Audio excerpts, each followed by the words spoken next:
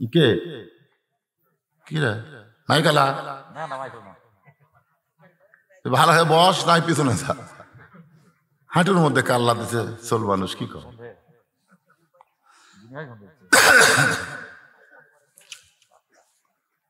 কাজ কাম করুক আর যাই করুক সব জায়গায় ঘুম পড়া যায় যাচ্ছে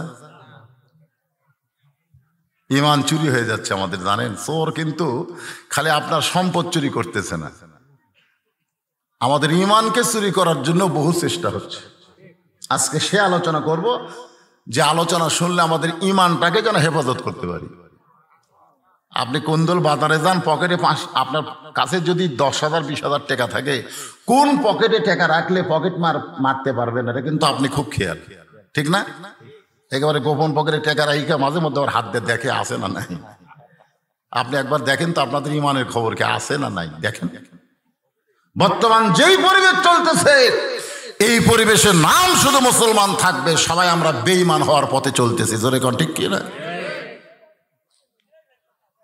আবু বকর রাদিয়াল্লাহু গর্তের মুখে যখন সিদ্ধের মুখে পা দিস এমন সময় আল্লাহ তাআলা কোরআনের আয়াত কার্যকর করতেছে সুবহানাল্লাহ আবু বকর তুমি তোমার জীবনকে বেশি ভালোবাসো না তোমার নবীরে বেশি ভালোবাসো আল্লাহর নবী বলেছেন লা ইউমিনু আহাদুকুম হাত্তা কুনা হাব্বা ইলাইহি মিন নাফসিহি তুমি যদি প্রকৃত মুমিন হতে চাও তোমার জীবনের চাইতে রাসূলকে বেশি ভালোবাসতে হবে জীবনের চাইতেও আল্লাহর নবীকে যারা বেশি ভালোবাসে তারা কোনোদিন নবীর সুন্নাতকে অবহেলা করতে পারে না এখানে ভালোবাসা মানে কি আতিউল্লাহ ওয়া আতিউর রাসূল খুব খেয়াল করবেন আবু তালিব কি নবীরে ভালোবাসেনি যারা এখন ভালোবাসেনি আল্লাহ রাসূল বলেছেন যে আমি বাবা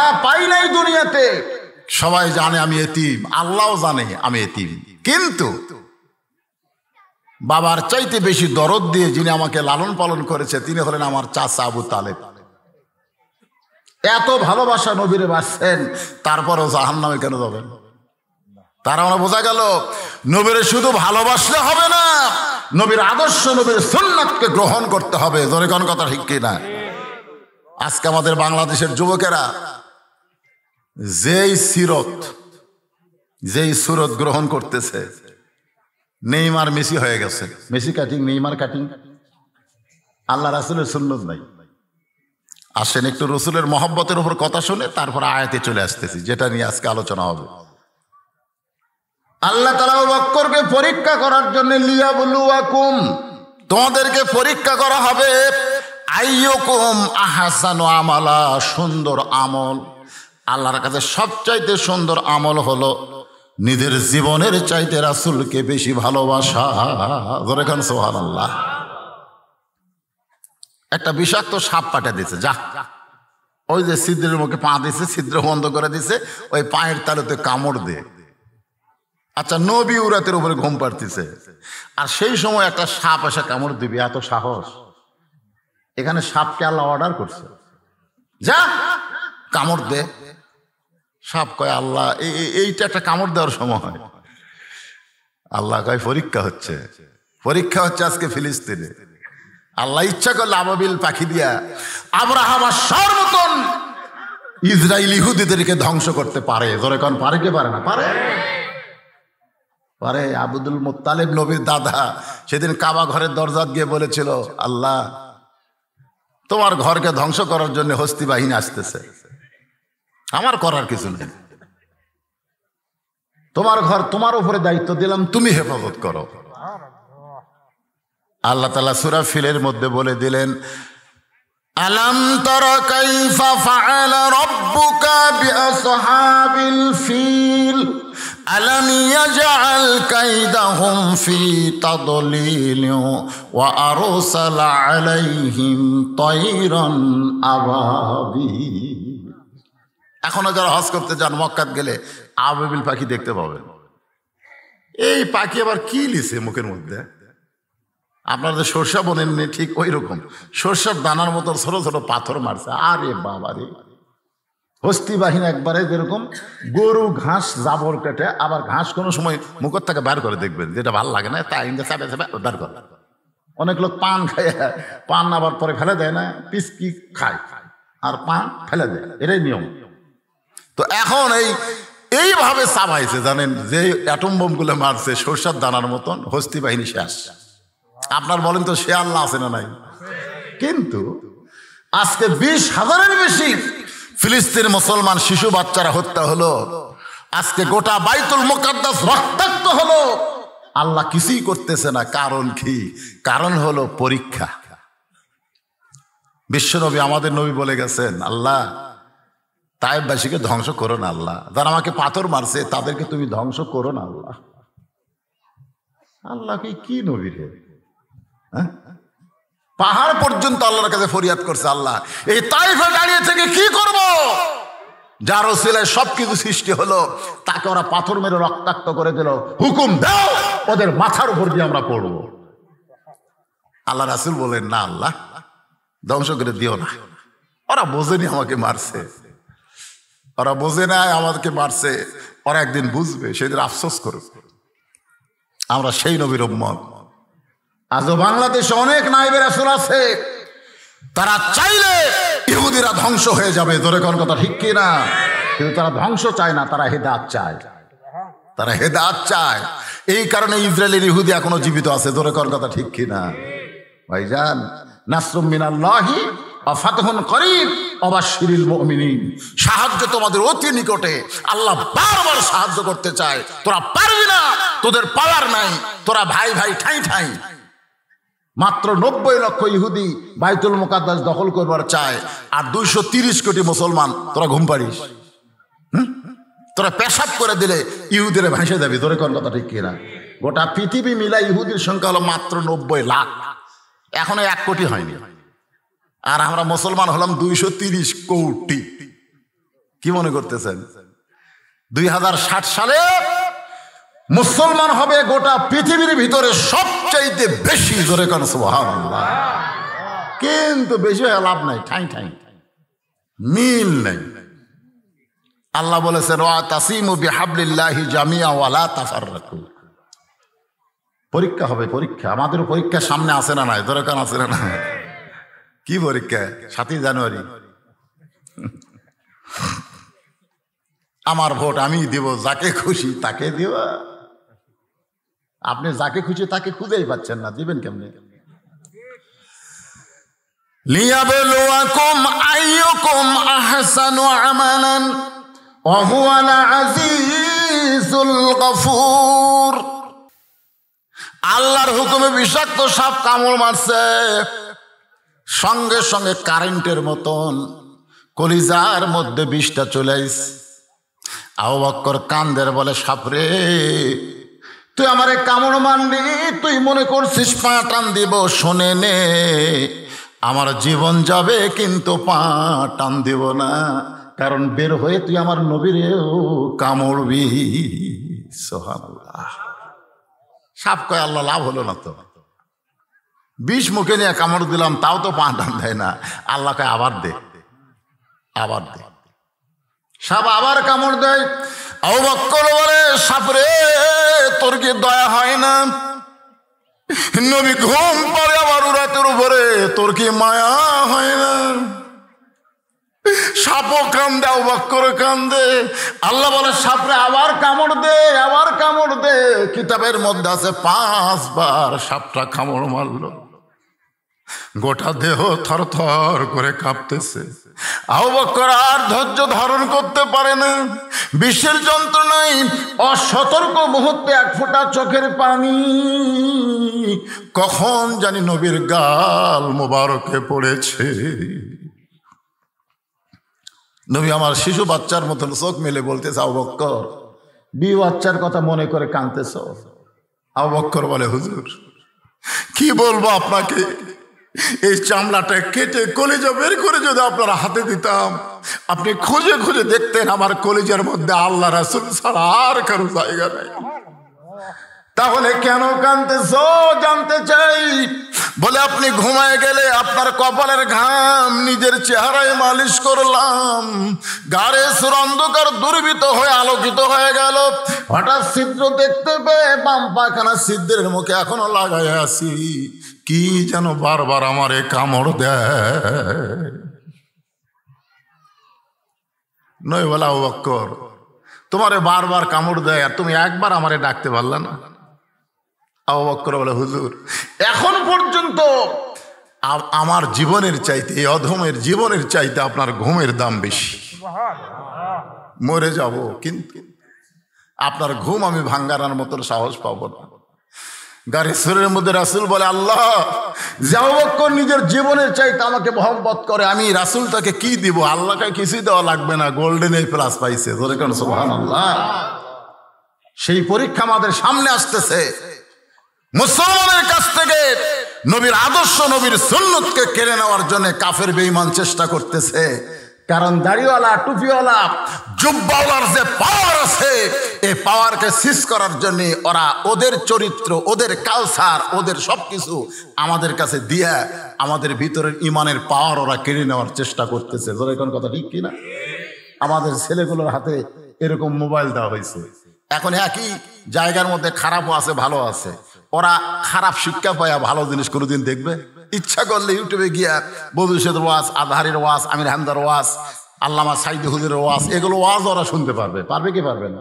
আবার একটু ব্যাস সাইজ হলে অনেক কিছু আছে অশ্লীল। এরা দরজা জানলা বন্ধ করে বিশ্বাস করে কেউ দেখতেছে না। আমাদের যুবকগুলো দরজা জানলা বন্ধ করে বিশ্বাস করে কেউ দেখতেছে না। কিন্তু ইমানটা যদি থাকতো তাহলে তার বিশ্বাস বলতো কেউ না দেখলেও আল্লাহ দেখতেছে, কেউ না দেখলেও দুই ফেরেশতা বসে নাই, এরা লিখতেছে। জোরে কোন কথা ঠিক কিনা? আজকে তুমি মনে করতেছ দরজা জানলা বন্ধ করার সমানে খালি সিল মারমো, কেউ দেখবি না, একলা হয়ে 20টা ভোট দেবো, কেউ দেখবে না। আল্লাহ কয়ে জাগা মতো এমন মার দেওয়া হবে কেউ তোকে আর বাঁচাবার পারবে না। জোরে কোন কথা ঠিক কিনা? ওদের রংবাস একটা সিনেমা, আমরা যখন ছোট ছিলাম তখন আইছিল বাংলাদেশে। এখনকার ছেলেরা তো দেখেন রং বাস, নামটা খারাপ কিন্তু গানটা ভালো। যদি ফুলগুলো হয় অভিমানে ঝরে যায়, আমি মালা গেথে বলো কারে পরাবো, সে যে কেন এলো না কিছু ভালো লাগে না, কবরে আসুক তারে হে আমি মজা দেখাবো। ওই দেখেন ঘুরতেছে, দেখেন খালি এই দেখেন এই ছেলেরা কোরআনের মাহফিল ওভারটেক করে ওরা কুটি যায়। হ্যাঁ বুঝতেছেন না?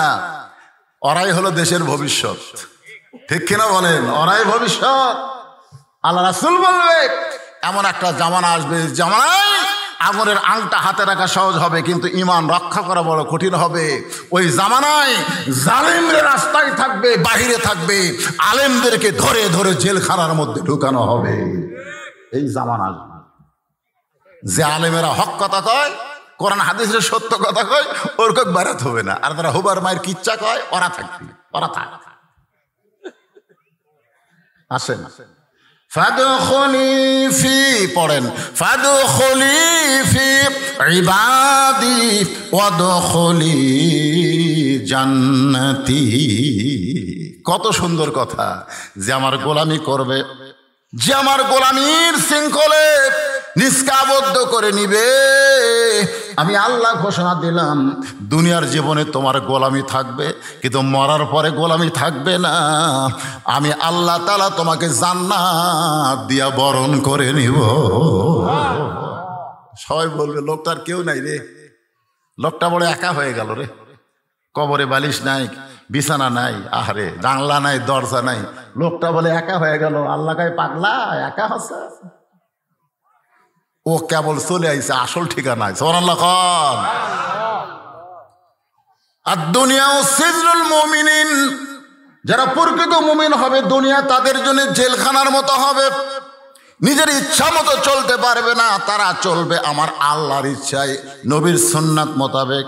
একটু খেয়াল করবেন, এই যে ইবাদি শব্দকে ব্যাখ্যা করতে গিয়া ইমাম মালিক বলেছেন বাইনাল আবদি ওয়াল কুফরি তরকুস সালাত। ইবাদি, এতে ফাদখুলি ইবাদি। ইবাদিকে ব্যাখ্যা করতে গিয়ে বলেছেন বাইনাল আবদি, কারা কারা ইবাদতকারী, অল কুফরি এবং কারা কাফের। এইটাকে যাচাই করতে গেলে যে জিনিসটা লাগবে তার নাম হলো নামাজ। যেরকম তার নাম কি? বাইনাল আবদি অল কুফরি তরকুস সালাত। এই বান্দা আর কাফেরকে বাছাই করতে গেলে বেশি জিনিস লাগবে না, এক নম্বর লাগবে নামাজ। যার নামাজ আছে সে হবে বান্দা, সে হবে আল্লাহর গোলাম, সে হবে জান্নাতি। যার নামাজ নাই ওই যতই মুসলমান দাবি করুক ও কিন্তু বান্দা না, ও হলো কাফের। বুখারী শরীফের হাদিস। আল্লাহ রাসূল আরো কঠোর হয়ে বলছেন, মান তারাকা সালাতু মুতাম্মিদান ফাকাত কাফারা। ইচ্ছা করে এক ওয়াক্ত নামাজ যারা বাদ দিল, ইচ্ছা করে এক ওয়াক্ত, বেশি ওয়াক্ত না, কয় ওয়াক্ত? এক ওয়াক্ত বাদ দিল, ওই কাফের। আর যে সমস্ত যুবকেরা ধাপতি তুলি আর মাহফিল করতেছে, মাহফিলের টেনশন তোমাদের মাথায়, মাশাআল্লাহ থাকলে ভালো। গ্রামের বাড়ি ঘর সুন্দর না হলো মসজিদটা মাশাআল্লাহ খুব সুন্দর, আলহামদুলিল্লাহ। একটু মনোযোগ দিয়ে শুনবেন, তাহলে বান্দা হবার গেলে এক নম্বর যেইটা লাগবে তার নাম কি? আরো জোরে বলেন। তার নাম হলো নামাজ। বর্তমান সরকার প্রধানমন্ত্রী আমাদের বাংলাদেশে 564টা মসজিদ বানায় দিস। 564টা মসজিদ, নাম দিছে মডেল মসজিদ। কি মসজিদ? মডেল মসজিদ। কিছুদিন আগে একজন নেতা বলতেছে, মৌলানারা ওয়াজ করবার যায় প্রধানমন্ত্রীর এই গুণের কথা কয় না। গোটা পৃথিবীর কোন প্রধানমন্ত্রী, কোন প্রেসিডেন্ট এত মসজিদ বানাছে যেটা বাংলাদেশের প্রধানমন্ত্রী তৈরি করলো? এ কথাটা তো বলা দরকার। তা আমি বললাম 564 মসজিদ করা, 564 সিনেমাও করবার পারতো, ধরে কোন ঠিক কিনা? তো সিনেমা হল না করে কি বানাইছে? মসজিদ বানাইছে। কারণ কি? এই যুবকগুলো বাইরে ঘোরার জন্য। কিন্তু আপনি গেছেন মসজিদে, মডেল মসজিদে কোনোদিন ঢুকছেন? কথা কয় না। এত সুন্দর মসজিদ বানালো, ঢুকবেন না? আমি কয়েকটা মসজিদের মধ্যে ঢুকে দেখছি, বিশাল মসজিদ কিন্তু মুসল্লি নাই। ধরেন কি নাই? মুসল্লি। তো বাংলাদেশে মানুষের সংখ্যা মনে হয় কম। মানুষের সংখ্যা কম না বেশি? কিন্তু মুসল্লির সংখ্যা। এই দায়িত্ব কার? মুসল্লি বাড়ানোর দায়িত্ব কার? হুজুরে, আমরা বক্তাদের মুসল্লি বাড়ানোর দায়িত্ব আল্লাহ কোরআনে বলেছেন। কোরআনে কতগুলো আয়াত হলো ডাইরেক্ট আর কতগুলো হচ্ছে হিকমত। এখানে আল্লাহ ডাইরেক্ট বলেছেন, আল্লাযীনা ইম্মাক্কান্নাহুম ফিল আরদ। মুসলমানের মধ্যে কাউকে যখন প্রধানমন্ত্রী করা হবে, মুসলমানের মধ্যে কেউ যখন প্রেসিডেন্ট হবে, তার এক নম্বর দায়িত্ব হলো পদ্মা সেতু নির্মাণ করা। এক নম্বর দায়িত্ব হলো মাদক মুক্ত যুবক করা। এক নম্বর দায়িত্ব হলো বাল্য বিয়া বন্ধ করা। এক নম্বর দায়িত্ব হলো 564 মসজিদ করা। আল্লাহ রাসূল বলতেছেন একটাও তার এক নম্বর দায়িত্ব না। আল্লাহ বলতেছেন তার এক নম্বর দায়িত্ব হলো আকামুস সালাত, নামাজ কায়েম করা। আজকে আলেম ধরার জন্য পুলিশ ঘুরতেছে, আলেম ধরার জন্য না। নামাজের আজানের পরে যারা রাস্তা ধরে ওদের পাশাত বাড়ি দেওয়ার জন্য পুলিশ ঘোরা দরকার। জোরে কোন কথা ঠিক কিনা? আজকে প্রধানমন্ত্রী যদি বলতে 564 মসজিদ বানাইছি, মডেল মসজিদ ভরা লাগবে মুসল্লি দিয়া। আজান দেওয়ার পরে যারা বাহিরে ঘুরবে ওদের পাশার কাপড় খুলে পাশায় 10 টাকা বাড়ি মারো। আপনারা বলেন তো নামাজি হতো না? আর নামাজি হলে লাভ কি? আল্লাহ কোরআনে বলেন, ইন্নাস সালাতা তানহা আনিল ফাহশাই ওয়াল মুনকার। একমাত্র নামাজি পারে মানুষকে যাবতীয় খারাপি থেকে বাঁচায় দিতে।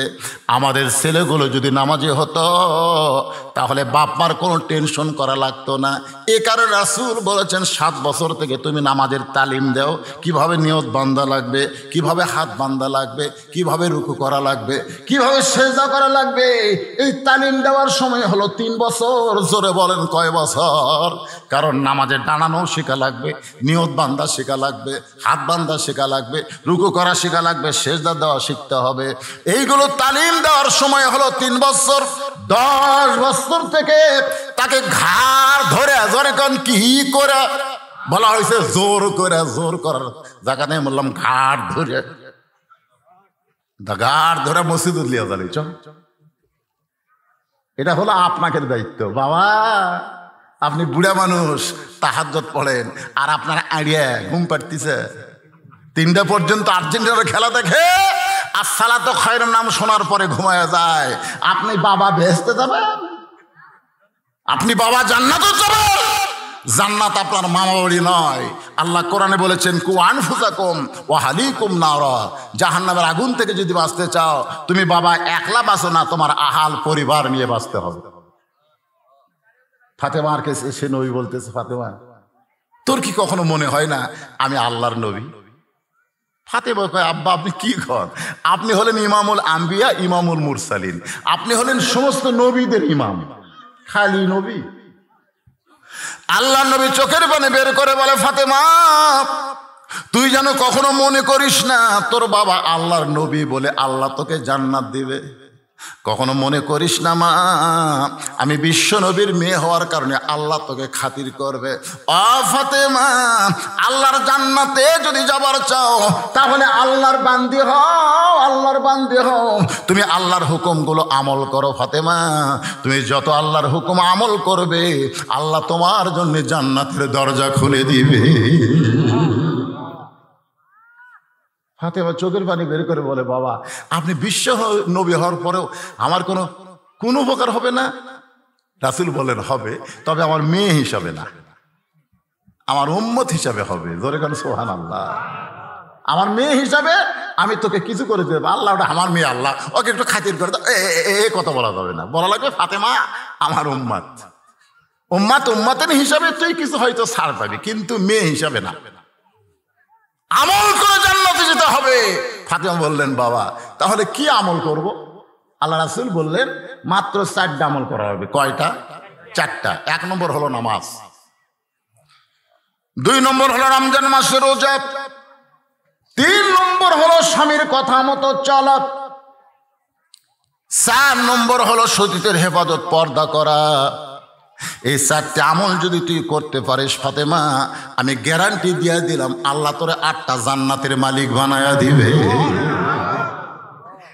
রাসূল বললেন, ফাতেমা 24 ঘন্টা তোমাকে নামাজ পড়া লাগবে না, 24 ঘন্টার মধ্যে মাত্র 5 বার তুমি নামাজ পড়বা। জোরে কোন কয়বার? 24 ঘন্টা পড়া লাগবে না। ফাতেমা রমজান মাসে রোজা সারা বছর করা লাগবে না, 12 মাসে 1 মাস রোজা করলেই তোমার রোজা আদায় হবে।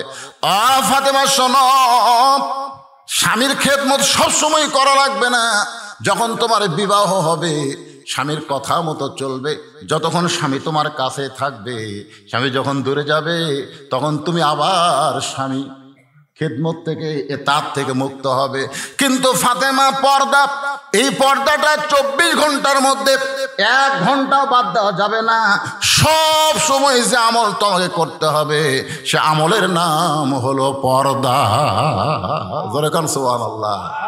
এই জন্য নারীদের জন্য, আমার মা বোনদের জন্য যারা পর্দার অন্তরালে বসে বসে কথাগুলো শুনতেছেন, আপনাদের আমল করতে হবে জান্নাতে যাওয়ার জন্য। আমরা পুরুষ মানুষ, আমাদের আমল করা লাগবে। আর 1 নম্বর আমল আল্লাহ বান্দা হওয়ার জন্য, তার নাম হলো নামাজ। জোরে কান, তার নাম কি? তার নাম হলো নামাজ। এখন নামাজটা কি করবেন? পড়বেন না ধরবেন? একটা গান আছে, এই গানটা কই দেখেন তো, বুঝতে পারেন নাকি? হাদিসে আছে বিস্তারিত, হুজুরি কলব ব্যতীত করছিন কালেও নামাজ তোর হবে না। হাদিস আছে বিস্তারিত, হুজুরি কলব ব্যতীত করছিন কালেও নামাজ তোর হবে না। তবে কেন গাও জোয়ারি, মানুষকে দেখাও নামাজ পড়ি। ও তোমার সিদ্ধ বীজে, ও তোমার সিদ্ধ বীজে সুফসল হবে না রে। মুসলমান আজও কেন আল্লাহর নামাজ ধরতে পারলা না? আজকে আমাদের বাংলাদেশে সমস্ত ইবাদতের চাইতে 1 নম্বর ইবাদতের নাম হলো নামাজ। জোরে বলেন, নাম কি? আর এই নামাজটা পড়লে হবে না, এই নামাজটা আমাদেরকে ধরা লাগবে। আমি নিজে যদি ধরতে পারি নামাজের মজা পাবো, আর মজা পাইলে আমি মানুষকে বোঝাবার পারবো। কিন্তু আমি নিজেই তো নামাজ ধরিনি, মাঝে মধ্যে পড়ি। এক লোক আমারে কয়, হুজুর যারা খালি জুম্মা পড়ে এর খবর কি? 5 ওয়াক্ত পড়ে না, খালি জুম্মা পড়ে, এরকম লোক আছে না নাই? খালি কোনটা পড়ে? তাও জুম্মা ঠিক মতো পড়ে না, সবার শেষে আগে যায়। এর কে রেজাল্ট কি? আমি বললাম লা তাকনাতু মির রাহমাতিল্লাহ, আল্লাহ রহমত থেকে নিরাশ হওয়া যাবে না, আল্লাহ এদেরকেও জান্নাত দিবার পারে, কারণ আল্লাহ দয়ার শেষ আছে। তো জুম্মা পার্টি মুসকে মুসকে হাসতেছে। আমি তখন কইলাম আল্লাহ তোমাকে বলবে যে যারা 5 ওয়াক্ত পড়েনি খালি জুম্মা পড়ছো, আমি আল্লাহ তাদেরকে জান্নাত দিলাম, যাও। সমস্ত জুম্মা পার্টি খুশি হয়ে জান্নাতের দিকে মারবি দৌড়। জান্নাতের কাছে গিয়ে দেখে জান্নাতের দরজার বিশাল একটা তালা দেওয়া। তখন বলে আল্লাহ আমাকে জান্নাত দিলেন, কিন্তু দরজার যে তালা, আল্লাহকে খুঁজে দেখ চাবি তোরকে কাছে আছে। ওরা খুঁজে দেখবে একটা চাবি আছে, চাবি তালার মধ্যে ঢুকবে কিন্তু ঘুরবি না, তেল তেলা। বলে আল্লাহ চাবিটা তালার মধ্যে ঢুকলো কিন্তু ঘুরলো না, এখন কি হবে? আল্লাহ কয় তালার মধ্যে 5টা দাগ আছে, তোদের চাবির মধ্যেও 5টা দাগ থাকা লাগবে। ওই দাগে দাগে যখন মিশবে, কুটটুস করে যখন তালা খুলবে, জান্নাতের মধ্যে তোরা ঢুকতে পারবি। বলে আল্লাহ 5টা দাগ কিসের? বলে তালার মধ্যে আছে, তোরকে চাবির মধ্যে নাই। বলে সেই 5টা দাগ কিসের? বলে 1 নম্বর হলো ফজর, 2 নম্বর জোহর, 3 নম্বর আসর, 4 নম্বর মাগরিব, 5 নম্বর এশা। এই 5 ওয়াক্ত নামাজ যাদের নাই, তারা জান্নাত খালি দেখবার পারবি, ঢুকবার পারবে না ভাই। এখন আপনারা কি করবেন? জান্নাত খালি দেখবেন না ঢুকবেন? তাহলে ঢুকবারে গেলে কয় ওয়াক্ত? আরো জোরে কোন কয় ওয়াক্ত? 5 ওয়াক্ত নামাজ আদায় করা লাগবে। সবচেয়ে দামি ইবাদত হলো নামাজ। এই জন্য আল্লাহ কোরআনে বলেছেন ইন্না সালাতি ওয়া নুসুখি ওয়া মাহইয়ায়া ওয়া মামাতি লিল্লাহি রাব্বিল আলামিন। ফিলিস্তিনের মতন বাংলাদেশের মুসলমান যদি ভারতের কাছে অসহায় হয়, যেরকম ইসরায়েল বাহিনী ফিলিস্তিনকে অসহায় বানায়, ইচ্ছা মতো মারতেছে, জোরে কর কথা ঠিক কিনা? ভারতও যদি ইচ্ছা করে আমাকে এই বাংলাদেশ একটা দেশ করে, পেট খালি মেয়ে মানুষের মতন মরদ মানুষের বড় হচ্ছে, এরা যুদ্ধ করে পারবি? ভারত যদি একসময় কয় এই বাংলাদেশেরা এতদিন পশ্চিম দিক হয়ে কাবার দিকে মুখ করে নামাজ পড়িস, এখন ভারতের দিকে মুখ করে নামাজ পড়া লাগবে। নামাজ যদি ভারতের দিকে মুখ না করিস, সব কটা কি গুলি করে মারবো। তখন বলবি আমরা নামাজই ছেড়ে দিলেন, আমরা মরবার চাই না, বাঁচবার চাই। আপনারা কি মনে করতেছেন এখানে আল্লাহ কি বলতেছে? অমাহিয়া অমামাতি লিল্লাহি রাব্বিল আলামিন। মনোযোগ দিবেন, আগে বলছে ইন্নাস সালাতে, আগে নামাজের কথা বলছে। এখানে আল্লাহ বুঝাই দিলেন যাদের ভিতরে নামাজ নাই তারা কোনোদিন আল্লাহর জন্য মরতেও পারবে না, আল্লাহর জন্য জীবন দিবারও পারবে না, বাতিলের বিরুদ্ধে তারা কোনোদিন আন্দোলনও করবে না।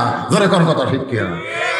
এজন্য ইসলামী আন্দোলনের কর্মী হবার গেলে আল্লাহর দুনিয়া আল্লাহর কোরআনের বিজয় যদি আপনি চান, 1 নম্বর নামাজি আপনাকে হওয়া লাগবে, নামাজি। এখন নামাজি কারে কয় বোঝানোর জন্য ছোট্ট একটা ঘটনা বলবো। এশার নামাজের পর হযরত আলী আল্লাহর নবীর কাছে বলতেছে, ইয়া রাসূলুল্লাহ, আপনি এই দুনিয়াতে 10 জনকে জান্নাতের সার্টিফিকেট দিয়েছেন, আপনি বলেন তো আমি আলী কি তার ভিতরে আছি? আল্লাহ রাসূল বলে তুমি কি শোনোনি? তুমি 4 নম্বরে আসো। কয় নম্বরে? 4 নম্বরে। 1 নম্বর আবু বকর, 2 নম্বর ওমর, 3 নম্বর ওসমান, 4 নম্বর আলী। আলী বলতে যে হুজুর আজ থেকে যদি আমি নামাজ না পড়ি তারপরেও কি জান্নাতি? আল্লাহ রাসূল কিছুক্ষণ চুপ করে থাকলেন। রাসূল কিন্তু কথা ইচ্ছা করে বলেন না, মা ইয়ান্তিকু আনিল হাওয়া ইন হুয়া ইল্লা ওয়াহয়ুন ইউহা। কিছুক্ষণ আল্লাহ রাসূল চুপ করে থাকলেন, তারপরে মুস্কি হাসিতে বললেন, তুমি যদি নামাজ বাদ দাও তারপরে আল্লাহ তোমাকে জান্নাত থেকে বাদ দিবে না।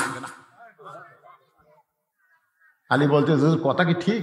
বলে আমি যেটা বললাম সেটাই ঠিক, তুমি নামাজ বাদ দাও আল্লাহ তোমাকে জান্নাত থেকে বাদ দিবে না।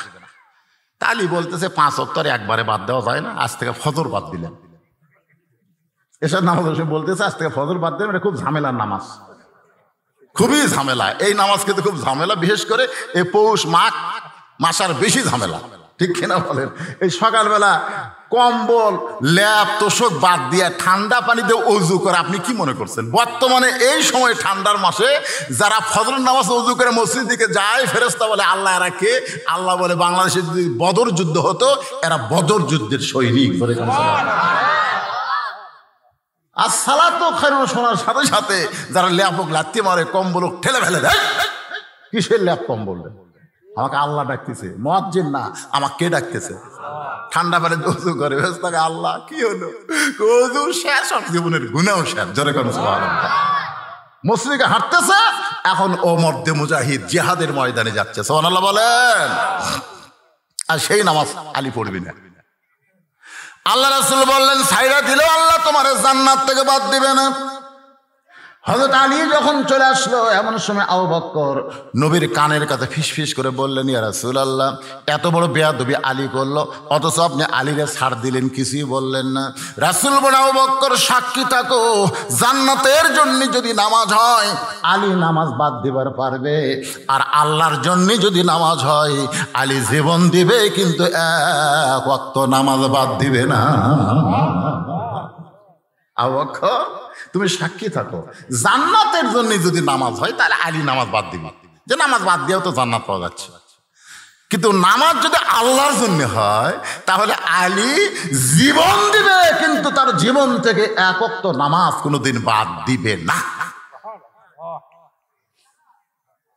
আপনারা বলেন তো আলীর কথা ঠিক না রাসূলের কথা ঠিক? আলী কিন্তু বলেছে আমি ফজর বাদ দিলাম। হযরত আলী প্রতিদিন এশার নামাজ পড়ে এসে বাড়ির দরজায় সালাম দেন, এটা হলো নবীর সুন্নাত। আপনি বাহির থেকে যখন বাড়ির মধ্যে ঢুকবেন এমন সময় আপনাকে একটা সালাম দেওয়া লাগবে, গোটা বাড়িকে লক্ষ্য করে, আসসালামু আলাইকুম ইয়া আহলাল বাইত, আমার বাড়িতে যারা আছো সকলের প্রতি আল্লাহ রহমত বর্ষিত। আল্লাহ নবী বলেছেন শুধু জীবিত মানুষ নয় রে, তোদের পাশে যদি কোনো গোরস্থান থাকে ওই গোরস্থানের পাশে দিয়ে যখন তোমরা যাবে ওদেরকে তোমরা সালাম দিও, ওদেরকেও সালাম দিও। সবচাইতে বড় দোয়া হলো সালাম, আসসালামু আলাইকুম ইয়া আহলাল কুবুর, যারা কবরে আছো আমরাও আসতেছি ভাই, আমরাও আসতেছি প্রতি ধাপে ধাপে। আমি এখন কুন্দুল বাজারে যাই আর তারাশি যাই, যেখানেই যাই না কেন ভাই, প্রতি ধাপে ধাপে আমার হায়াতকে আমি অতিক্রম করে মৃত্যুর দিকে আসতেছি। করে কর কথা ঠিক। সকালবেলার সূর্য হলো তোমার শৈশবকাল, দুপুর বেলার সূর্য হলো তোমার যৌবনকাল, আর বিকাল বেলার সূর্য হলো তোমার বুড়াকাল। এই মাঝে মধ্যে আয়নায় দাঁড়াই আর মনে মনে চিন্তা করি আমার সময় বিকাল হয়ে গেছে, মিশে মায়াই বন্দিরে থাইকা করলাম কত খেলা। তিনতলা বানাইছি, কয়তলা? কয়তলা? মিশে মায়াই বন্দি থাইকা করলাম কত খেলা, পশ্চিমে তাকিয়া দেখো, পশ্চিমে তাকিয়া দেখো, তোমার ডুইবা গেল বেলা, তোমার ডুইবা গেল বেলা, এক পলকের নাই ভরসা, এক পলকের নাই ভরসা, মিশে সকল আশা, কখন বুঝি দারুণ ঝড়ে, কখন বুঝি দারুণ ঝড়ে ভাঙবে তোমার বাসা, পাখিরে সবই মিশে আর ফাঁকি। বলেন আমার হীরা মন পাখি, আমার সোনার ময়না পাখি, সবই মিশে আর ফাঁকি। তাহলে কবরের পাশে দিয়ে গেলে মুখ বন্ধ করে যাওয়া যাবে না, কবরের পাশে দিয়ে গেলে হাসি ঠাট্টা করা যাবে না। আল্লাহ রাসূল বলেন কবরের পাশে দিয়ে যারা হাসি ঠাট্টা করতে করতে যায় এরা পশুর চাইতেও জঘন্য। পশুরও তাও কিছু বোধ জ্ঞান আছে, কিন্তু এই শয়তানদের সেই বুদ্ধিটাও নাই। একটা কবরের পাশে গোরস্থানের পাশে হাসতে হাসতে তুই হাসতেছিস, তোর চাইতে বড় যোদ্ধার, বড় জমিদার, বড় শক্তিশালী এখানে শুয়ে আছে। কথা কন না কেন? এজন্য লক্ষ্য করে সালাম দেবেন। সবাই সালাম দিতে রাজি আছেন? কবরের পাশে যে যতবার যাবেন ততবার সালাম দেবেন, আসসালামু আলাইকুম ইয়া আহলাল কুবুর।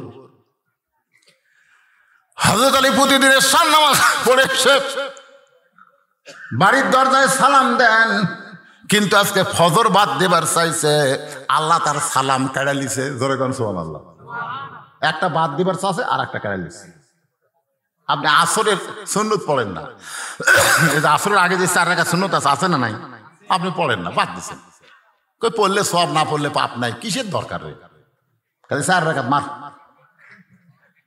কিন্তু আল্লাহ রাসূল বলেছেন আসরের 4 রাকাত সুন্নত যারা আদায় করবে, বাংলাদেশের যেখানেই সুন্নত নামাজ আদায় করুক, আল্লাহ হেরেমের মধ্যে পড়ার সওয়াব দিয়ে দিবে। ধরে কোন সুবহানাল্লাহ। তবে না পড়লে কি নাই, গুনাহ নাই, খালি গুনাহ নাই দেখে আমরা বাদ দিচ্ছি। আসরের নামাজের সুন্নত যারা আদায় করবে, এশার নামাজের আগে 4 রাকাত সুন্নত যারা আদায় করবে, আল্লাহ রাসূল বলেন তাদেরকে 5 ওয়াক্ত নামাজে আল্লাহ রাখবে না, তাদের আর এক ওয়াক্ত নামাজ বাড়ায় দিবে। কি বুঝলেন?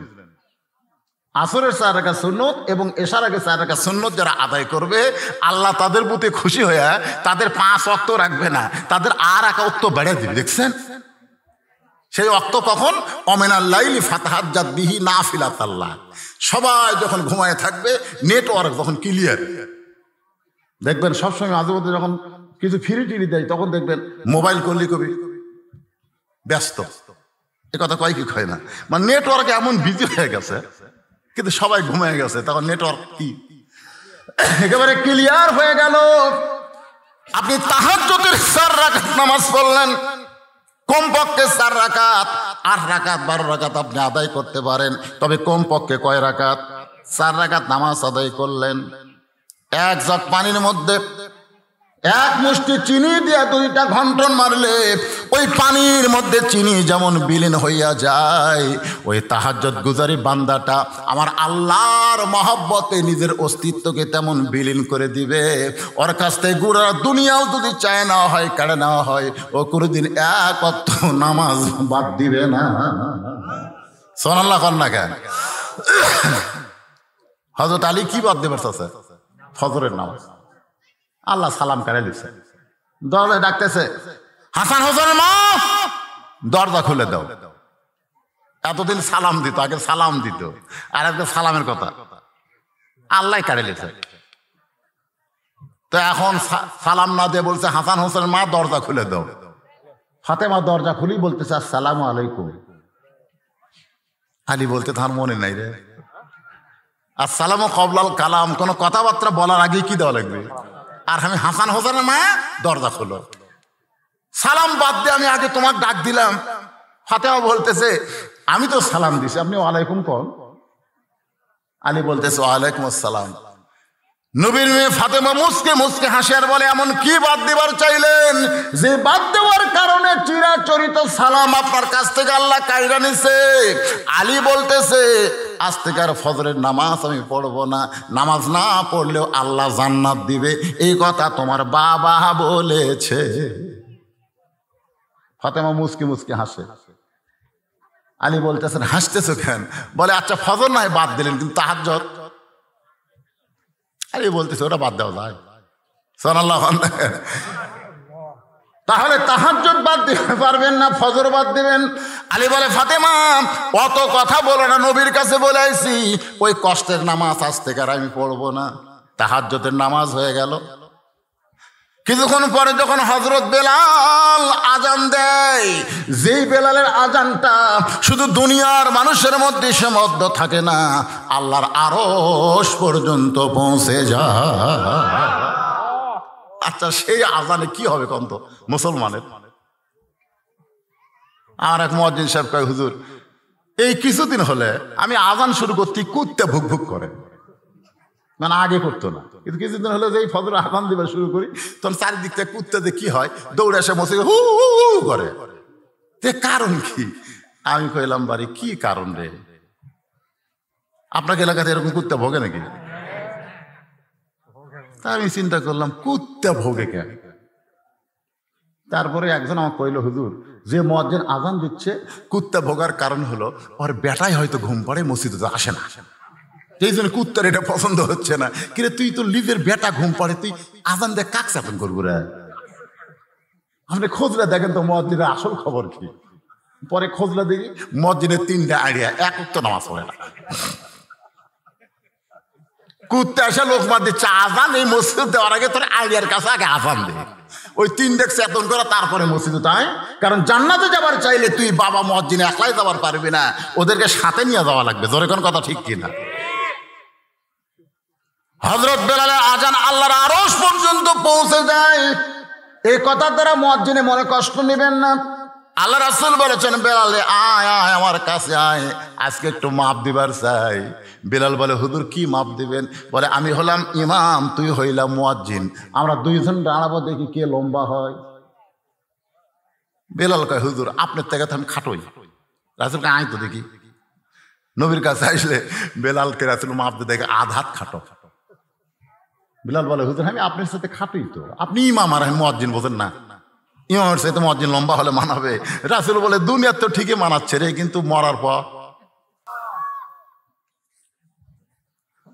হযরত বেলাল পাগলের মতন কাঁদতেছে, হুজুর আপনার মাথার উপর আমার মাথা কেন যাবে? রাসূল বলে, বেলাল রে কান্দিস না, লাইলাতুল মিরাজে এমন একটা জায়গায় আমি ভয় পাইছিলাম, আল্লাহর কাছে আমি একাই যাচ্ছি। এতক্ষণ আমার সঙ্গে জিবরাইল ছিল, কিন্তু এখন আর জিবরাইল নাই, আমি একা একা আল্লাহর কাছে কেমনে যাই? এমন সময় দিকে আমার সামনে কে যেন হাঁটতেছে। ডাকতে বললাম, মাবুদ গো, ফেরেশতা জিবরাইলকে তুমি কাইরা নিলা, আসার অনুমতি দিলা না, কিন্তু এই নীরব জায়গা আমার সামনে এমন করে কে যায়? আল্লাহ বলে, হাবিব আপনার সামনে যারা হাঁটনের শব্দ পান তাকে কি এক নজর দেখবার চান? নই বলে, আল্লাহ গো, আমার আগে তোমার আরশে কে আইছে, আমি এক নজর দেখতে চাই। আল্লাহ বলে, বেলাল নবীর দিকে একবার তাকা। হযরত বেলালের মুখটা দেখে নবী চমকে গেল। মেরাজ পাড়ি দিয়ে তাকায় দেখে সকালবেলা বেলাল। নবী বলে, বেলাল রে তুই কখন আইলি? বেলাল বলে, হুজুর কোথায় গেলাম? রাসূল বলে, বল তুই কখন আইলি? বেলাল বলে, কোথায় গেলাম? আল্লাহ নবী বলেন, আমার আগে তোরে দেখছি আজকে আরশে। আল্লাহ বলে, হাবিব রে, বেলালকে আমি আল্লাহর এতই ভালো লাগে, দুনিয়াতে বেলাল আর কতদিন পর জান্নাতে আসবে, আগে থেকেই আমি বেলালকে সাইজ করে রাইখা দিয়েছি। ধরে কান্না সুবহানাল্লাহ। সেই বেলাল দিছে আযান।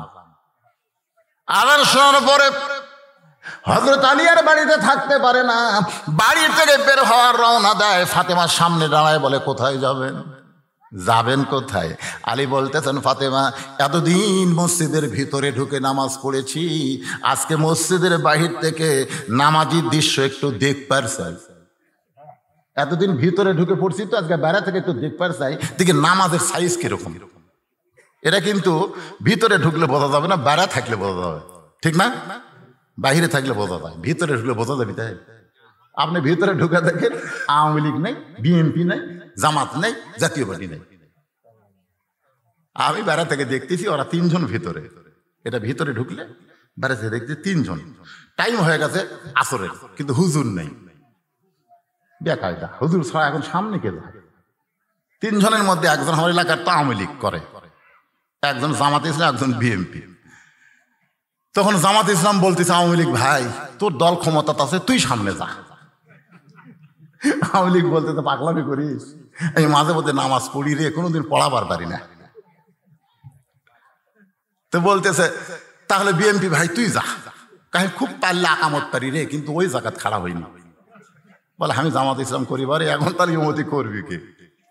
বলে, এখন তুই সামনে যা, তুই হলো অলরাউন্ডার সব জায়গা। ধরে কোনো সুবহানাল্লাহ। জামাত ইসলাম সামনে গিয়ে বলতেছে, নিয়ত করার সময় কি করবা? আমি কিন্তু বেড়ে থেকে গেলে শুনতেছি, একতে দেয় তো বিহাজাল ইমাম কবা না, একতে দেয় তো বিহাজাল রাজাকার কবা, কোনটা কবা? তখন আওয়ামী লীগের নেতা বলতে, এই ফাজলাম করিস, আমি আওয়ামী লীগ, তুই বিএনপি, তুই জামাত, এটা হলো বাইরের কথা, ভিতরের কথা হলো আমরা 3 ভাই একসঙ্গে জামাত করতে চাই। ধরে কোন সুবহানাল্লাহ। এখন ভিতর আর বাইরে তফাৎ আছে না নাই? আমি বাইরে থেকে কি দেখলাম, ওরা 3 ভাই, খালি বাইরে সেই 3 দল, 14 দল, 20 দল, খালি ভিতরে ঢুকে দেখেন কোনো দলাদলি, খালি ঢুকাই দেখেন উদখুলু ফিস সিলমি কাফা। তাহলে ঢুকে দেখেন, কিন্তু আমরা ঢুকতেই পারলাম না। ফাতেমা মুসকি মুসকি হাসে। আলী বলে হাসতে তো কারণ কি? বলে এতদিন যেই ব্যক্তি ভিতরে ঢুকে নামাজ পড়েছে সেই ব্যক্তি বাহিরে থাকতে পারবে না। খামাখা আপনি পড়বেনই না যখন, দেখার কি দরকার? আজান দিল রে, আজান শোনার পরে শুয়ে থাকা যায়, নামাজ না হয় না পড়া যায়, এই শুয়ে থাকা যাবে। ফাতেমা জানে, সব জানে, জনাল্লাহন দেখে, কারণ স্বামীর চরিত্রে সবচাইতে বেশি জানে কে? এই জন্য বাংলাদেশের কোন পীরের বউ মুরিদ হয় না। আপনারা দেখবেন যারা পীরগিরি করতেছে এরকে বউ কিন্তু মুরিদ হয় না, কারণ পীরের বউ জানে আমার স্বামীর মতন লুচ্চা কেউ নেই। আমি 3টা জিনিস খুব খেয়াল করে দেখছি।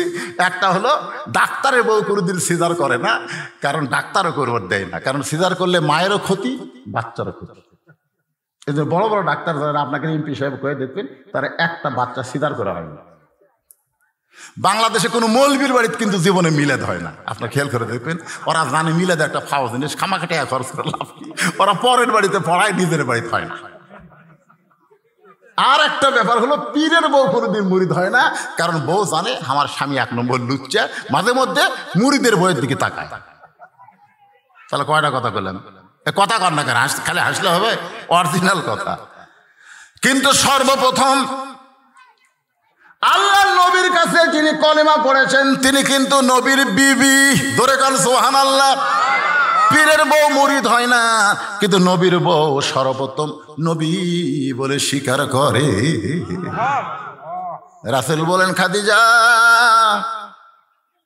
কি দেখলে আমার ভিতরে যার কারণে কেউ নবী বলে আমারে স্বীকার করে না, তুমি আমারে নবী বলে স্বীকার করলে? খাদিজা বলে, নবী গো আপনি ভিতরেও যেমন বাহিরেও তেমন। লাকাদ কানা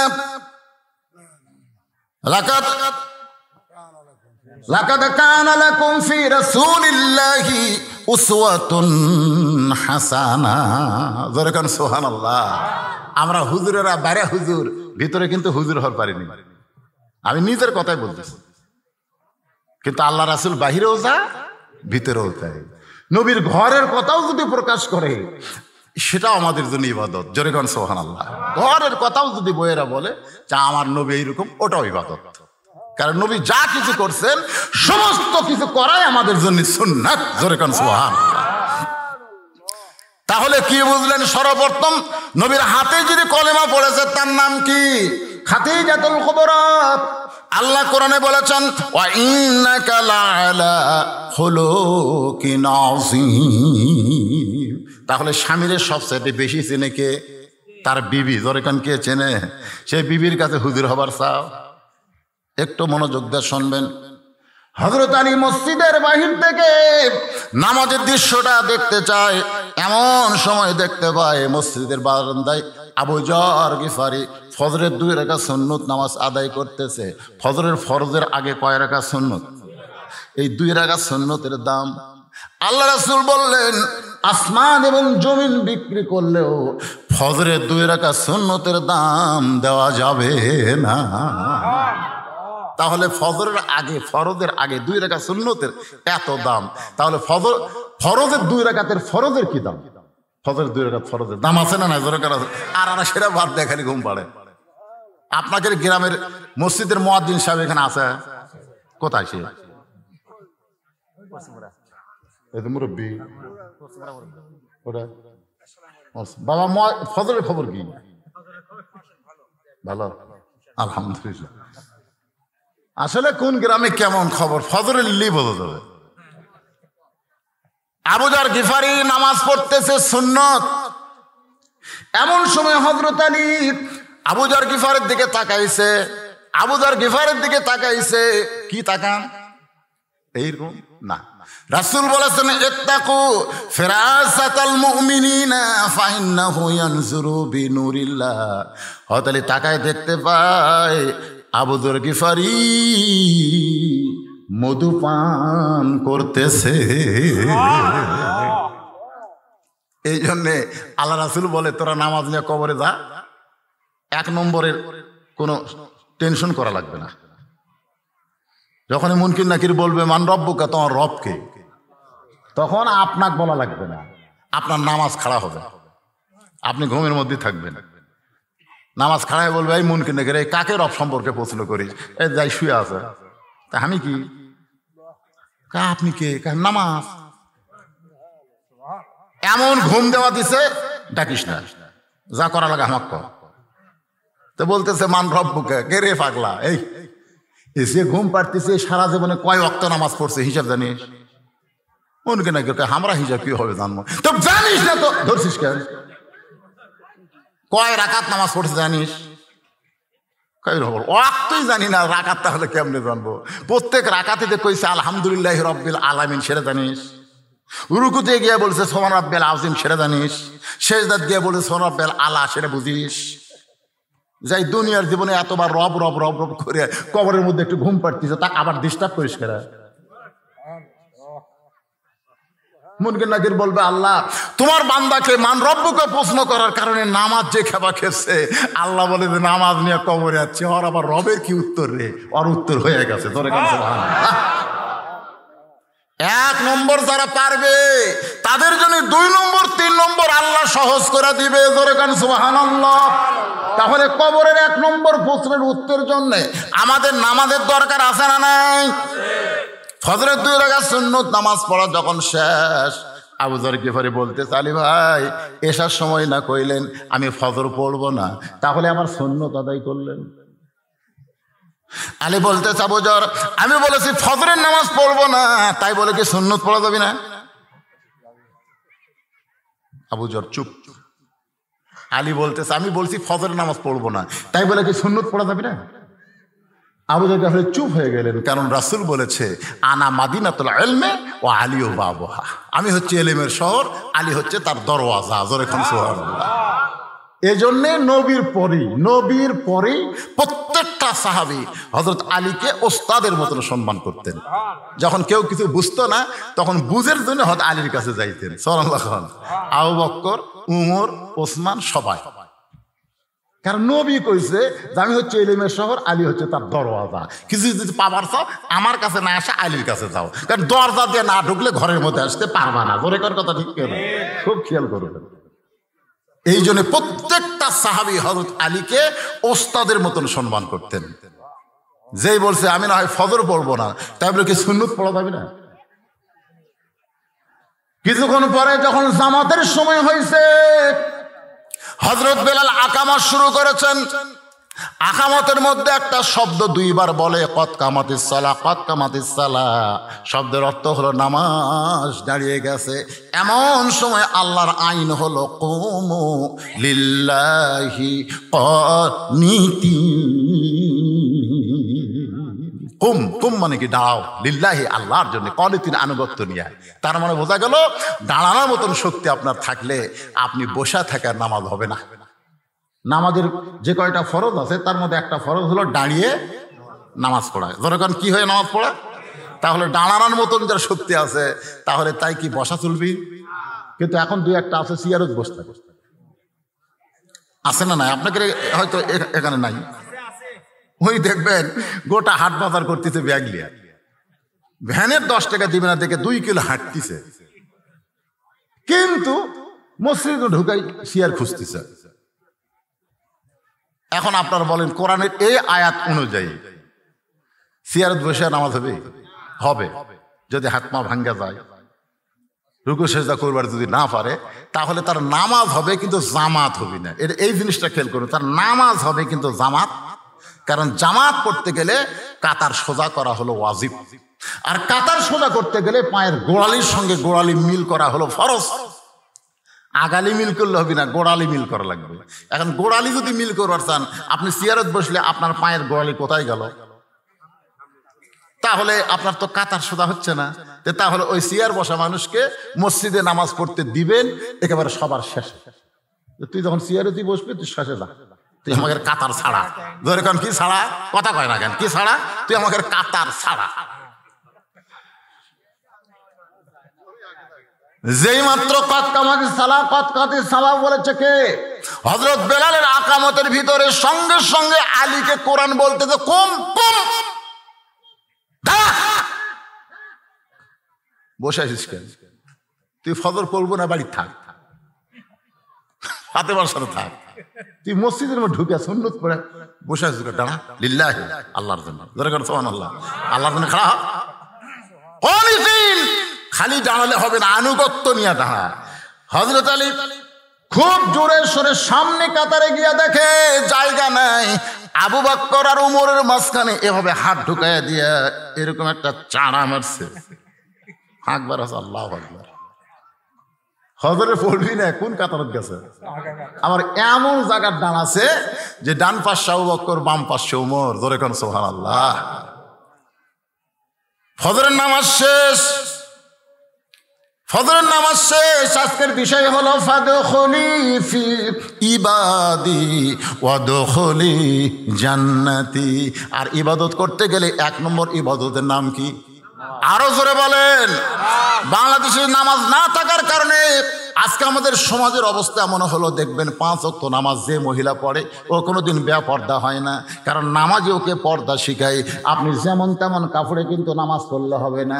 মেয়েরা দেখবেন যখন বাড়িতে নামাজ পড়ে তখন এত সুন্দর করে কাপড় গায়ে দেয়, ওই নামাজ 5 বার পড়ার পরে আল্লাহ তারে বুঝাই দিল, তুই এত সুন্দর করে যখন নামাজ পড়িস, আল্লাহর সঙ্গে দেখা করতে চাস, তাহলে জনগণের সঙ্গে পর্দা করি তোকে থাকতে হবে।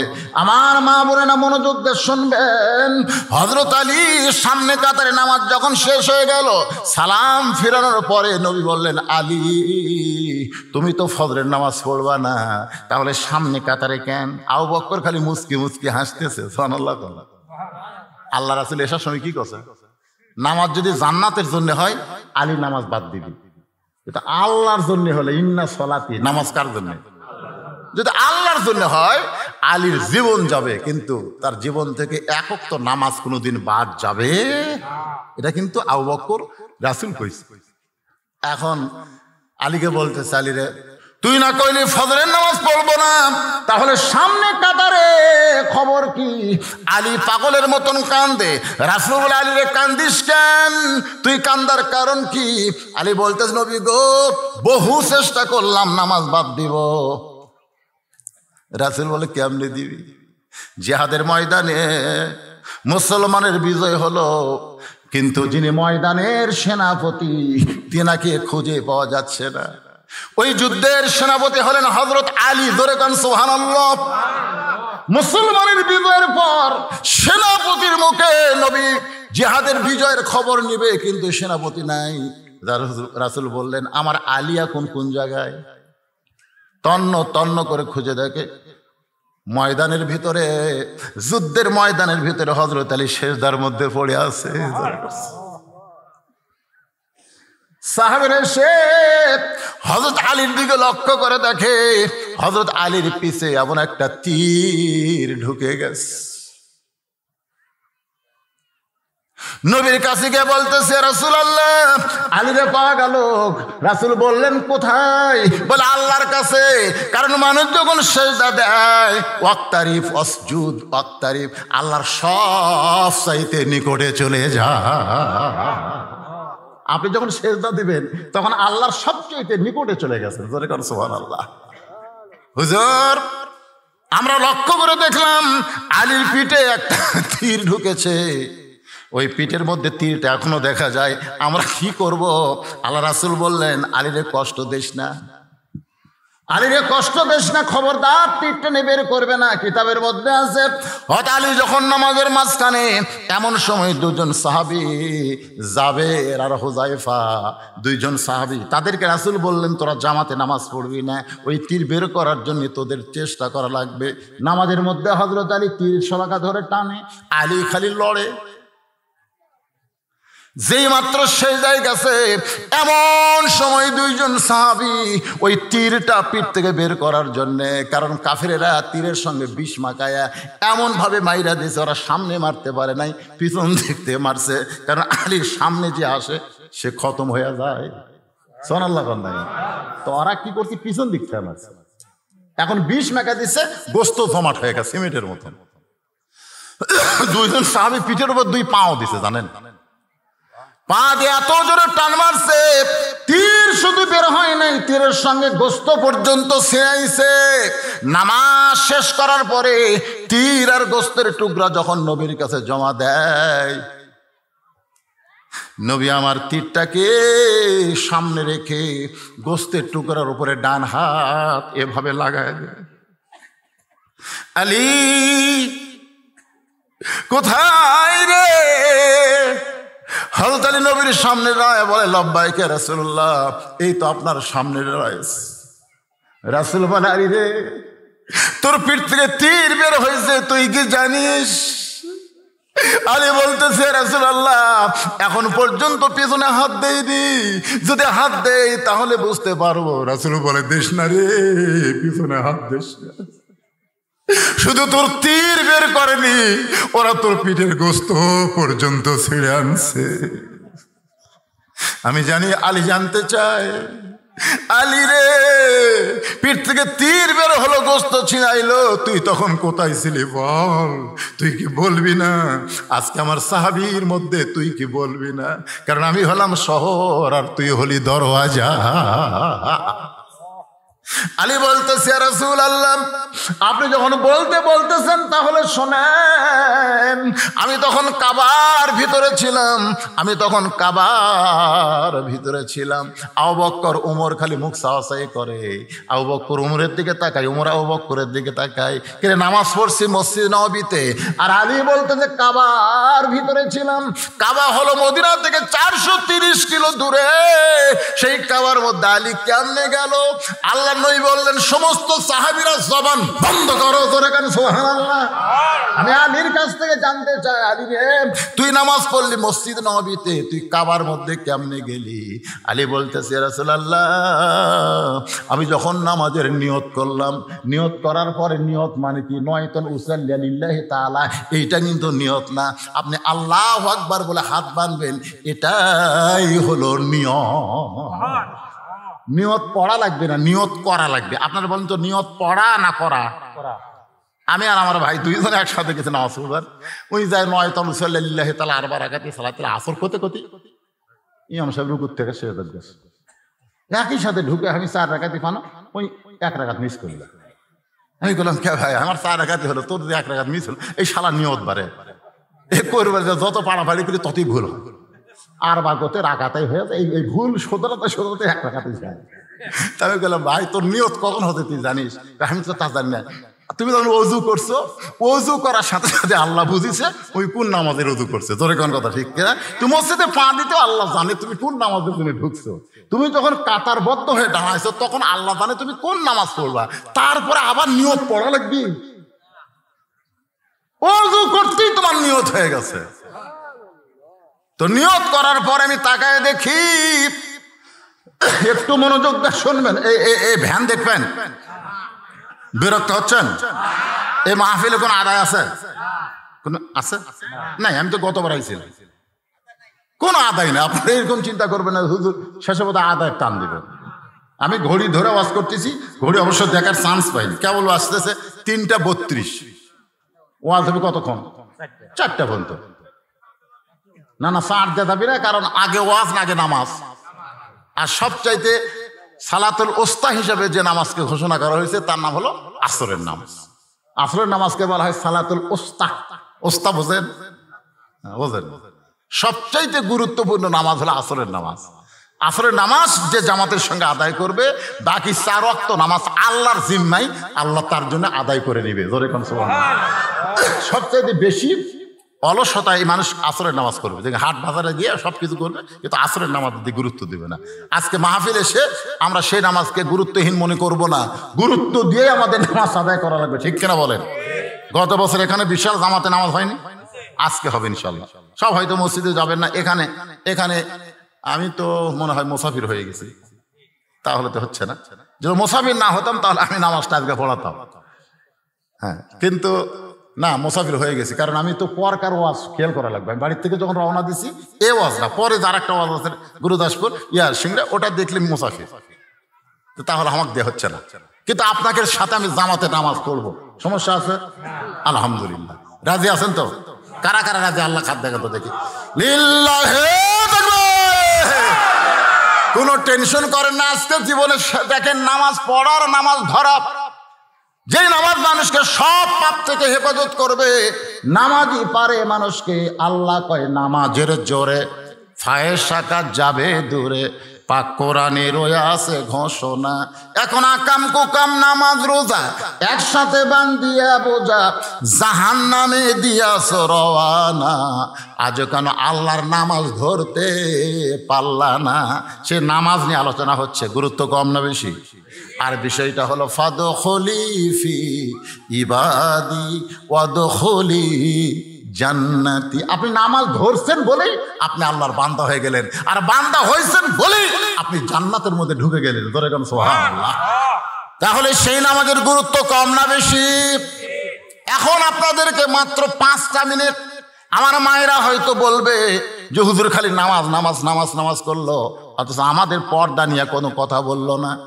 আমার মায়েদের জন্য বলতেছি, মা, গভীর রাত্রে, রাতটা যখন গভীর হয়ে গেছে, এমন সময় ফাতেমা স্বামীর বুকের মধ্যে মাথা দিয়া ফোঁপায় ফোঁপায় কাঁদতেছে। আলী বলে, ফাতেমা কান্দার কারণ? বলে, কান্দার কারণ হলো আল্লাহ তাআলা আমার দোয়া কবুল করছে। আল্লাহ আমার দোয়া কবুল করছে। আলী বলে, ফাতেমা তুমি কি পাগলি হলে? আল্লাহ দোয়া কবুল করলে মানুষ কাঁদবে কেন? বরং মানুষ খুশি হবে। কি দোয়া করছো ফাতেমা? বলে, দোয়াটা হলো আল্লাহ যেন আমাকে পর্দার মধ্যে মৃত্যু দেয়।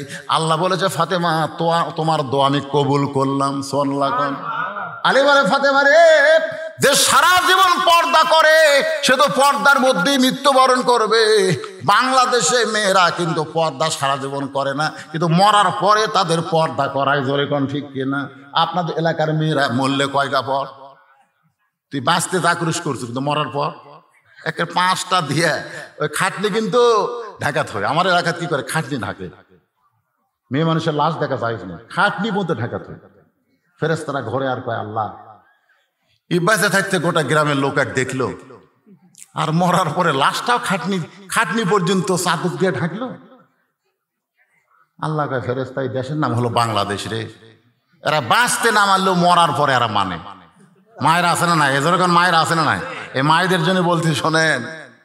ফাতেমা বলে, স্বামী, আমার দোয়া আল্লাহ কবুল করেছে, কিন্তু আপনি কি জানেন আমার মৃত্যু কখন হবে? আলী বলে, ফাতেমা, কে কখন মরবে এটা দুনিয়ার কোনো মানুষ বলতে পারে না।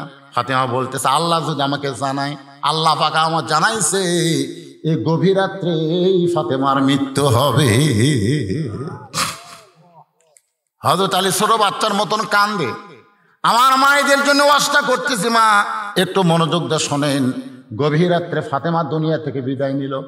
গভীর রাত্রে তাকে জানাজা ছাড়া ফাতেমা কিন্তু বলেছে, আমার লাশটা খাটনি তুলবেন না, কারণ খাটনি কান্দে নিলে আমার দেহের ওজন মানুষ বুঝতে পারবে। ওগো স্বামী, আপনি ছাড়া আমার দেহের কত ওজন এটা দুনিয়ার কোনো মানুষ যেন বুঝবার না পারে। জোরে কান সুবহানাল্লাহ। কারণ আপনি আমাকে লাড়াচাড়া করেছেন, আপনি আমার স্বামী, আপনি আমাকে কান্দে করে নিয়ে যাওয়ার পারবেন না। ওই জান্নাতুল বাকির পূর্ব কোণায় সবুজ রঙের একটা বাতি জ্বলবে, ওই বাতি বরাবর আমাকে দাফন করে দিবেন। হযরত আলী গভীর রাত্রে ফাতেমাকে কবর দেওয়ার পর আমার আল্লাহর কাছে বলতেছে, আল্লাহ, দুনিয়ার জীবনে কিছুই দিবার পারলাম না, খালি কবর দিলাম। আল্লাহ গো, নবীর কলিজার টুকরা ফাতেমা, কত ধনী ধনী যুবকেরা বিয়ে করবার চাইছিল, কিন্তু নবী আল্লাহর হুকুমে গরিব আলীর সঙ্গে ফাতেমার বিয়ে দিল। আল্লাহ গো, আমি আলী সুখ দিবার পারিনি দুনিয়াতে, মরার পরে তুমি একটু তারে সুখ দিও। এই দোয়া যেই মাত্র হযরত আলী করেছে, করার পরে তাকায় দেখে সামনে কয়েকটা পুরাতন কবর। এই মাত্র ফাতেমার কবর দিল, সেই নতুন কবর আর নাই। আলী গোটা জান্নাতুল বাকির মধ্যে পাগলের মতো দৌড়ায়, ফাতেমার কবর, ফাতেমার কবর। কে যেন ডাক দে, বলে, আলী রে, কিয়ামত পর্যন্ত যদি হায়াত পাস আর যদি ফাতেমার কবর খুঁজতে থাকিস, কোনোদিন ফাতেমার কবর খুঁজে পাবি না। তুই স্বামী হলে কি হবে ফাতেমার পর্দার কাছে? আমি আল্লাহ তাআলা এত দরদি হইছি, তার কবরকেও পর্দা করে দিয়েছি। এই পর্দা করার কারণে ফাতেমা হলো খাতুনে জান্নাত, জান্নাতি সমস্ত নারীদের নেত্রী। আমার মা বোনেরা যেখানে বসবাস শুনতেছেন, আমি শুধু পুরুষের নামাজের কথা বলতেছি, নারীদের নামাজ এর মধ্যে আছে, কিন্তু বাড়তি আপনার পর্দা। ফাতেমার সঙ্গে যদি জান্নাতে যাবার চান, এই পর্দা কিন্তু আপনাদের করতে হবে। মা, বিলের ভিতরে আপনারা থাকেন, বাইরে তো যাওয়ার খুব একটা দরকার পড়ে না, ঠিক কিনা বলেন? আল্লাহ কোরআনেও বলেছেন অকরনা ফি বুয়ুতি কন্যা। বুয়ুতি কন্যা মানে কি? বাড়ির মধ্যে, বাড়ির মধ্যে কন্যা। কন্যা ওরা কয় না, কন্যা। কন্যা মানে কি? এই কথা কয় না। বাড়ির মধ্যেই থাকতে হবে, বাড়ির বাইরে যাবার পারবা না। না, আল্লাহ এত কঠোর হয় না। আল্লাহ বলেছেন বাড়ির বাইরে যদি যাবার চাও তাহলে পর্দা করে যাওয়া লাগবে। পর্দা কি? এখন আপনাদের কাছে পর্দা হয়ে গেছে বোরকা। বোরকা কি? বোরকা হলো বহু কাপড় দিয়ে সাজা গুজিয়া বানানা। আমি আমার নানির বোরকা দেখছি, দাদির বোরকা দেখছি। তারা যখন কোনো জায়গায় যাইতো, তাদের যে টোপলা কাপড় সব ওই বোরকার ভিতরে, বোরকার মধ্যে ব্যাগ, বোরকার মধ্যে পানির ডাবরি, বোরকার মধ্যে সব। এখন এই চিকন মানুষ এক বোরকার মধ্যে সব নেওয়ার কারণে এই হাতির মতন মোটা হয়ে গেছে। মানুষ কিন্তু চিকন, কিন্তু ভিতরে সব লিখে তো বাড়া কিছু লেগেছে, ভিতরে নেওয়ার কারণে মোটা হয়ে গেছে। মরদ মানুষকে এটা মানুষ লয়, এটা পেতনি রে। কেউ যদি একবার তাকাছে ভয় আর দুইবার তাকায় না। আর এখনকার বোরকা গুলো ভাই এমন বোরকা আটো সাটো হসে, এখন ভিতরে কোন জিনিস কুটি আছে বাইরে থেকে বোরকা পড়লেও বোঝা যায়। জোরে কোন ঠিক কিনা? এটা বোরকা লয় তো, এটা পর্দা লয় তো। পর্দা হলো যে পরপুরুষ যেন বুঝবার না পারে। মায়েরা যারা আছেন একটু মনোযোগ দিয়ে শুনবেন। এবার হযরত আলী বলতেছে, রাসূলুল্লাহ, নামাজের নিয়ত করার পর আপনি বলেছেন তাকায় থাকতে হবে সেজদার দিকে। জোরে কোন, কোন দিকে? এই নিয়ত করার পরে কোন দিকে? সেজদার দিকে তাকায় থাকতে হবে। রুকুত গেলে কোন দিকে? এগুলা কিন্তু তালিম দেওয়া লাগে 7 বছর থেকে। অনেকে আছে নামাজ পড়ে। আমি যতবার মক্কা মদিনা গেছি ভাই, আমাকে বাংলাদেশি মুসলমানের নামাজ হলো সবচাইতে ভালো। ওই সুদানি আফ্রিকানরা নামাজ পড়ে ঘাড় চুলকে, 2 হাতে ছাড় দিয়েছে, ঘাড় চুলকাচ্ছে, করতেছে। আমি কই কি রে, আমাকে বাংলাদেশের নামাজ এত ভালো, এরকে নামাজ এরকম ব্যাসাই দেখে। আমি ওটা বুঝতে পারলাম কাবার কাছে গিয়ে। কাবার কাছে গিয়ে দেখি ভাই গোটা কাবার মাত্র একটা দরজা, আর সেই দরজাটা বাংলাদেশের দিকে। ধরে করো সুবহানাল্লাহ। একটা ঘরে ঢুকপারে গেলে দরজা দিয়ে ঢোকা লাগে। আল্লাহর কি শান, সে দরজাটা বাংলাদেশের দিকে আল্লাহ ঘুরে দিয়েছে। তোরা এখানে নামাজ পড়বি না, তোদের নামাজ তোদেরকে কাবার ভিতর দিয়ে বাইতুল মামুর থেকে আল্লাহর আরশ পর্যন্ত পৌঁছে দিবে। তোদের নামাজ হবে আসসালাতু মিরাজুল মুমিনিন, তোদের নামাজ হবে মুমিনদের মেরাজ। জোরে করো সুবহানাল্লাহ। বাংলাদেশের লোকের নামাজ খুব ভালো, তারপরে 2-1টা ব্যাসাইদা আছে না নাই? জোরে কোন আছে না নাই? কারণ ওদেরকে ছোটবেলায় ওদের বাপ মা শিখায়নি, তালিম দেয়নি। এখন থেকে তালিম দিবেন আপনাদের নাতিদেরকে, বাচ্চাদেরকে তালিম দিবেন। এখন হযরত আলী সেজদার দিকে তাকায় আছে। এই যে 2টা চোখ কোন দিকে? সেজদার দিকে। আলী বলতেছে, রাসূলুল্লাহ, আমি বহু চেষ্টা করলাম সেজদার দিকে তাকায় থাকবো, কিন্তু কে যেন আমার চোখের পাতা ভারী করে দিল। আমি তাকায় থেকে সেজদার দিকে, কিন্তু চোখের পাতা ভারী হয়ে গেছে। হুজুর, আমার চোখটা যখন বন্ধ হয় আমি তখন দেখতে পাই যেখানে সেজদা দিব সেইখানে আল্লাহর কাবা ঘর এসে দাঁড়িয়ে আছে। ওসমান গনি কয়, কে রে? ওমর ভাই, আলী যে বলতেছে আমার চোখ যখন বন্ধ হয় আমি তখন দেখতে পাই। কিন্তু চোখ বন্ধ হলে দেখবি কেমন? দেখেন ওনারা কিন্তু দামি সাহাবী, 1 নম্বর 2 নম্বর 3 নম্বর, তার মধ্যে খুশখুশি শুরু হয়ে গেছে। কেন? আসলে তো চাই। আলী বলতেছে আমার চক্ষু যখন বন্ধ হয় আমি তখন দেখতে পাই। এটা কোন চোখ? না না, আমরা ছোটবেলা পড়েছি একই চন্দ্র 2 পক্ষ 3 নিত্র। নিত্র মানে চোখ, চোখ হলো আসলে 3টা। মুসলমানের 2 চোখ হওয়ার কারণে মুসলমানেরা মার খাচ্ছে। 3 চোখ যখনই খুলবে তখন মুসলমান দুনিয়ার পাগল হবে না, আল্লাহর পাগল হবে। জোরে কোন কথা ঠিক কিনা? আলী বলতেছেন, হে রাসূলুল্লাহ, আমি তখন দেখতে পাই আমার সেজদার জায়গায় আল্লাহর কাবা ঘর। আল্লাহর কাবা ঘর দেখে আমার চোখ দিয়ে দর দর করে পানি পড়তেছে। কাবার মালিক এখন ডাক দেয় বলে, আসলে নামাজ কার? জোরে বলেন কার? কাবার মালিক ডাক দেয় বলে, আলী রে, তোর নামাজের সাইজ ভালো, এই জন্য আমি আল্লাহ তাআলা দূরের কাবা সেজদায় দিলাম, তারপরে তুই কান্দিস কেন? আলী বলতেছে, আল্লাহ তুমি যখন আমার সঙ্গে কথা বলো আমার সাহস বাইরে গেল। মাবুদ, সেজদার জায়গায় কাবা দিয়া তুমি আলীরে খুশি করতে পারবা না? আল্লাহ বলে, আলী কেমনে খুশি হবি? বলে, আমি রে কাবার সেজদা দেই না, আমি আলী কোনদিন কাবায় সেজদা দেই না, আমি সেজদা দেই কাবার মালিক আল্লাহর কুদরতি পাই। তোমার দুইটা পা আমার সেজদায় দাও, আমি তোমার পায়ে সেজদা দিয়া সুবহান রাব্বিল আলা বারবার বলতে চাই। তুমি উপরওয়ালা, আমি আলী হলাম সেজদাওয়ালা।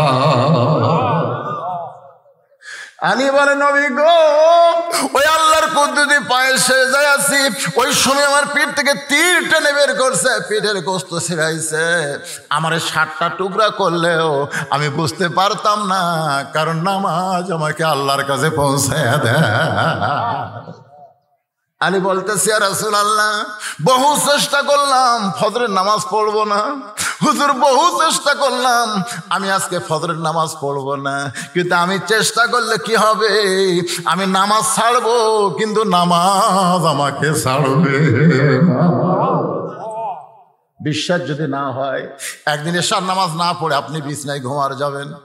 বিশ্বাস যদি না হয়, এশার নামাজ পড়ে আপনি বিছনায় ঘুমাতে যাবেন, আমি যত বড়ই বাপের বেটা হন না কেন, আপনি কিন্তু ঘুমাতে পারবেন না যতক্ষণ এশার নামাজ না পড়বেন। ধরে কোন ঠিক কি না? এই 5 ওয়াক্ত নামাজের একদিন এশার না পড়ে ঘুমান না কেন? পারবেন না। তো তাহলে সেই নামাজকে আমরা ছাড়বো? আল্লাহ আমাদের সবাইকে, এই বিলের এই মানুষগুলোকে 5 ওয়াক্ত নামাজ ধরার তৌফিক দান করুক। সকলে বলেন আল্লাহুম্মা আমিন। আস্তাগফিরুল্লাহ। পরে এ ভাই, এই কোন লোক উঠলে কেন? উঠলেন কেন? এখানেই নামাজ হবে তো, হাত তোলেননি আপনারা? মোনাজাতের পরে একটু সাথে সাথে নামাজ হবে না, একটু ওযু করার টাইম দেওয়া হবে, তারপরে আমরা এখানে নামাজ পড়ব। আল্লাহুম্মা আমিন। আল্লাহুম্মা আনতাস সালাম ওয়া মিনকাস সালাম, তাবারাকতা ইয়া যাল জালালি ওয়াল ইকরাম। আয় আল্লাহ তাআলা, তোমার কয়েকজন যুবক কষ্ট করে মেহনত করে হাজার হাজার টাকা খরচ করে আজকের এই ধাপ তেতুলিয়া ধাপ পাড়া জান্নাতের বাগান লাগাই দিছে। তোমার হাজারো বান্দা বান্দি আজকের এই জান্নাতের বাগানে এসে কোরআন হাদিসের আলোচনা শেষে আমি গুনাহগারের সঙ্গে রহমতের দরজায় ফকির হয়ে দোকানা হাত তুলেছে। মেহেরবানি করে আজকের মাহফিল আমাদের সকলের হেদায়েতের জন্য, নাজাতের জন্য, জান্নাতের জন্য কবুল করো। এই মাহফিলের শুরু থেকে শেষ পর্যন্ত যত আলোচনা হয়েছে আল্লাহ, এর মধ্যে যদি ত্রুটি হয়, ভুল হয়, মাফ করে দাও। এর যা হাদিয়া মঞ্জুর করো। সোনার মদিনায় নবী পাকের রওজা মোবারকে আল্লাহ তুমি কবুল করে নাও।